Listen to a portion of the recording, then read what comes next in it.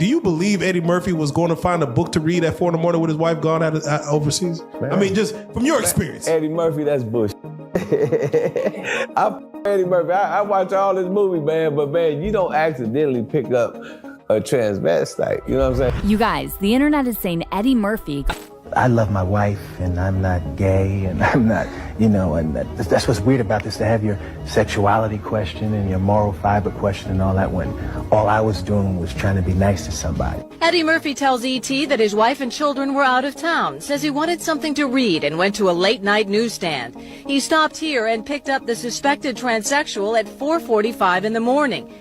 Many conspiracies came out that Murphy had Shalimar ended. What? Drag queen goes to bed with Eddie Murphy? Right. He's straight. I went, oh, please. Give me one phone. Has he been with Eddie? Murphy? Me? Yeah. I'm not sorry. Because her death just did make sense.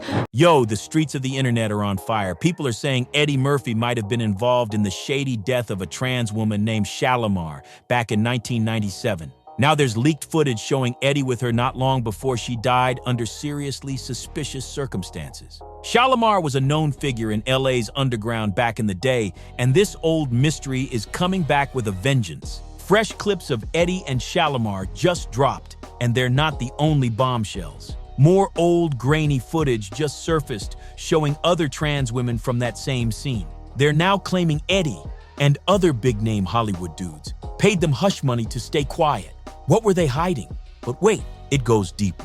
A wild theory is floating around that there's a reason why so many Hollywood elites, like Eddie, have trans kids. Just this month, it came out that Eddie Murphy and Mel B's child Angel is now living as a trans man. While some say it's just life, others think that's how you understand what a ritual is. So 20 years ago, I knew that transgenders was gonna be a thing. It wasn't because I was a prophet. It's just I had gotten so much information that I understood that things are secular. So I understood that the earliest I had seen that word transgender was Baphomet, the transgender. And so I knew that in the ritual of Baphomet, the transgender, to show allegiance to him, you had to kiss his ass ring. Really? And it said both of those things. So I knew that both of those things would become popular in the future. it's part of a bigger deal, like celebrities allowing their kids to transition in exchange for silence or protection about their past secrets. Now, with all this new dirt, those tapes, those alleged payouts, Eddie's skeletons might finally be crashing out the closet. This saga is messier than anyone ever imagined. A flood of old receipts just hit the scene. Clips, interviews, and tabloid headlines all resurfacing about Eddie Murphy's long-rumored ties to trans women. One of the wildest throwbacks? An old-school interview with late trans actress Holly Woodlawn that's now making noise all over again. Back in the early 80s, Holly sold a story to the National Enquirer claiming she had her own encounter with Eddie. That same week, she filmed a video interview where she spilled it all. Eddie clapped back with a defamation lawsuit against Holly and others. But out of nowhere, that case just vanished. In the interview, Holly laughed at Eddie's claim of being straight, especially after he got caught picking up another trans woman on Santa Monica Boulevard. She even hinted they had a personal moment together. And she dropped a name, Shalimar Suli.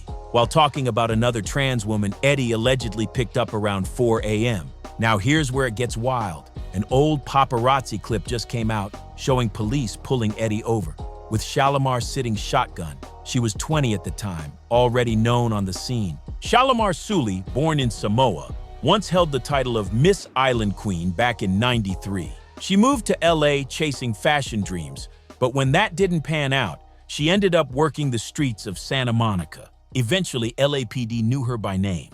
That's how often she popped up. This isn't just gossip. It's starting to look like a real twisted timeline of secrets, silent stories, and a whole lot of cover-ups. So on May 2nd, 1997, cops were already watching Shalimar when they spotted her hopping into Eddie Murphy's SUV. Just moments later, they pulled him over and grilled him for 30 minutes. Eddie told them he was just giving her a ride home, then added that he didn't even know she was trans. Eddie walked away without charges, but Shalimar wasn't so lucky. She got arrested over an outstanding warrant. And just like that, the whole thing exploded into a media circus. Paparazzi were all over Shalimar as she was shuffled from jail to court, with reporters pushing in from every direction. Meanwhile, Eddie scrambled into full damage control mode. Smiling for the cameras, he swore he was just being a helpful guy who always looked out for people down on their luck. But then things got really bizarre. Eddie gave an interview and claimed the reason he was out on the Hollywood Strip at 4 a.m. was because he wanted to find a book to read. Seriously, a book at 4 in the morning. And to make it weirder, his wife Nicole Mitchell wasn't even in the country at the time. So Eddie said he just felt like cruising around solo looking for something to read. The whole explanation had people scratching their heads and laughing in disbelief. This story didn't make sense back then.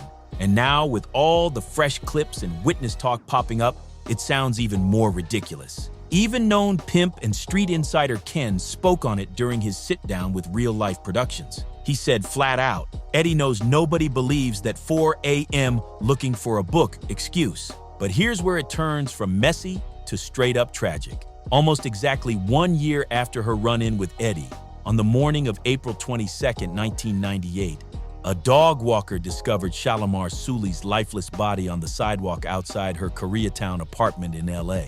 Cops claimed she fell from the 5th floor and died from head trauma. The autopsy showed no drugs or alcohol in her system, and the death was ruled an accident. But one chilling detail stood out. A neighbor reported hearing a scream around 5 a.m. right around the time she died. That had people thinking, was it really an accident, or did someone push her? Shalimar's loved ones weren't buying the official story either.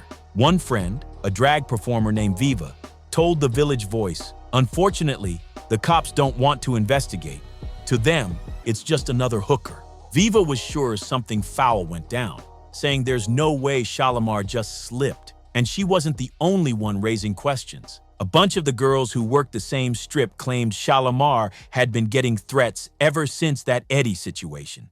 Random people would roll up on her, warning her to stay quiet. Sounds like someone wanted her silenced, permanently. Shalimar's brother David told Globe magazine that things got real dark before her death. She was constantly looking over her shoulder, convinced a hitman was following her. Just hearing Eddie Murphy's name would send her spiraling into full panic. It got so intense, she kept switching homes, trying to outrun the fear. At the same time, rumors were flying that Shalimar was about to sell her story.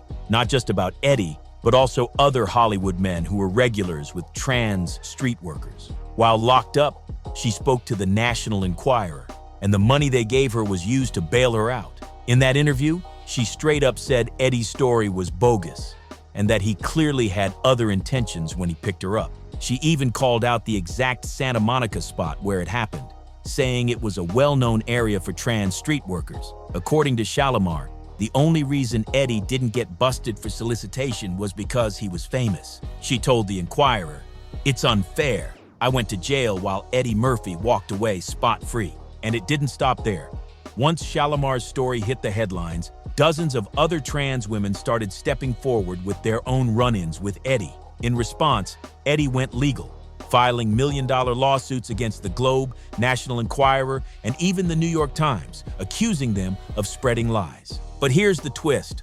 All those lawsuits were quietly dropped or settled out of court. And this was all happening just as Eddie was trying to revive his career after a string of flops. Word is, some tabloid lawyers believed Eddie backed off because he was scared more names would come out if it all went to trial. But Eddie didn't just stop at settling lawsuits. He went all in to bury this story for good. He brought in powerhouse attorney Marty Singer and hired Hollywood fixer and private eye Paul Baresi to do serious cleanup. Baresi tracked down trans women who'd spoken out and offered them payouts to walk it all back. Baresi got them to sign affidavits and record videos saying their original stories were false. But here's where it gets even shadier. Investigative journalist Mark Ebner claimed that one of those trans women showed him actual IRS documents proving that Marty Singer's firm paid her $15,000 to take back her claims about Eddie. For years, Eddie's camp worked overtime to keep this under wraps. His PR team went into full-blown cleanup mode, pulling interviews, wiping old footage, and trying to erase every last trace of what went down. But the receipts won't stay buried. And now, one of the clips making the rounds again is a fiery interview from the late Octavia St. Laurent, a legendary trans icon. She didn't say Eddie by name, but you could tell exactly who she meant. Octavia called out Hollywood for being packed with down-low men, guys who bash the LGBTQ+ community in public, while secretly seeking out gay men and trans women behind closed doors. She brought up the Shalimar situation and even shaded Eddie's film Boomerang, where he made fun of trans women on screen. Octavia never held back. She talked about how these men hide behind the ladies' man image, but behind the scenes, it's a whole different story. And now, that double life is coming back to haunt. Some folks in Hollywood go to extreme lengths to protect their image, having kids with multiple women just to look the part. And when that pressure builds, some of them take it out on the women they date. Look at Diddy, for example. Now with Eddie, after all the headlines about him picking up trans street workers, it's like he flipped a switch, doing everything he could to prove he was straight. Suddenly, Eddie was everywhere with new women on his arm, dating nonstop, making public appearances, playing the ladies' man role hard. Now he's got 10 kids with 5 different women. But what really got folks talking again recently? One of his daughters, Angel, whose mom is Spice Girl Mel B, just shared that she's now living as a trans man at 18. Angel, who was assigned female at birth, quietly updated his Instagram bio, asking to be called him, and boom, the internet lit up. That announcement brought an old Hollywood rumor right back to the surface.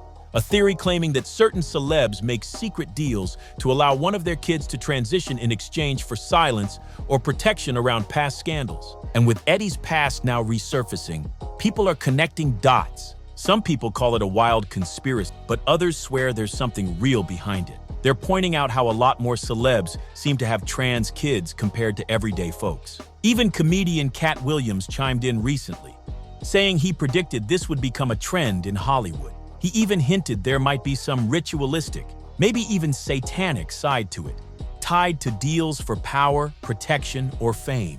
Now, whether you believe that or not, the timing is way too suspicious for some folks to ignore. From Eddie Murphy's old scandal and Shalimar's mysterious death, to the sudden reveal about his trans son, people are giving Eddie the side eye all over again. But what do you think?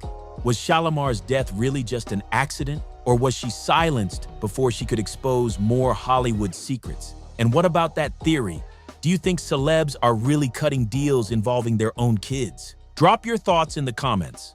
We want to hear everything. Don't forget to like, subscribe, share, and hit that notification bell so you don't miss what's coming next. This story is far from over. See you on the next one.